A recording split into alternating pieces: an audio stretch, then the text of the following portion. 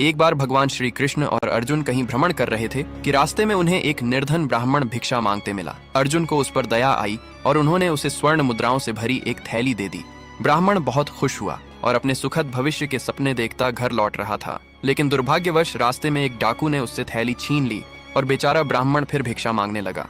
अगले दिन अर्जुन ने उसे उसी हालत में देखा और कारण पूछा तो ब्राह्मण ने सब बताया। अर्जुन को दया आई और इस बार उन्होंने उसे एक कीमती मणि दी। ब्राह्मण ने चोरी के डर से उसे घर के पुराने घड़े में छिपा दिया, लेकिन उसी दिन उसकी पत्नी ने पानी लाने के लिए वही घड़ा उठा लिया और नदी में डुबो दिया, जिससे मणि भी बह गई। जब यह ब्राह्मण को पता चला तो वह फिर से भाग्य को कोसते हुए भिक्षा करने लगा। अर्जुन ने यह सब सुना तो निराश होकर बोले, प्रभु, लगता है इस ब्राह्मण का भाग्य ही खराब है। श्री कृष्ण ने मुस्कुराते हुए ब्राह्मण को सिर्फ 2 पैसे दिए। अर्जुन को आश्चर्य हुआ और बोले, प्रभु, मेरी थैली भर मुद्राएं और मणि उसका भाग्य नहीं बदल सकी तो 2 पैसों से क्या होगा। कृष्ण ने कुछ नहीं कहा और अर्जुन से कहा कि देखो क्या होता है।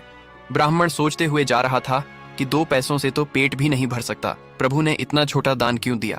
तभी उसने एक मछुआरे को देखा जिसकी जाल में एक मछली फंसी थी और छटपटा रही थी। ब्राह्मण को दया आई और उसने 2 पैसों में उस मछली को खरीदकर अपने कमंडल में पानी भरकर नदी में छोड़ने का निश्चय किया। जैसे ही मछली ने जल में प्रवेश किया, उसके मुंह से वही कीमती मणि निकल गई जो घड़े से बह गई थी। ब्राह्मण खुशी से चिल्लाने लगा, मिल गया, मिल गया।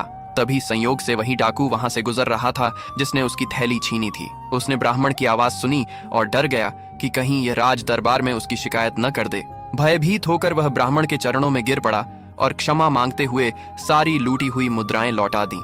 ये सब देखकर अर्जुन विस्मित रह गए और बोले, प्रभु, जो कार्य स्वर्ण की थैली और कीमती मणि नहीं कर सके वह आपके 2 पैसों ने कर दिखाया।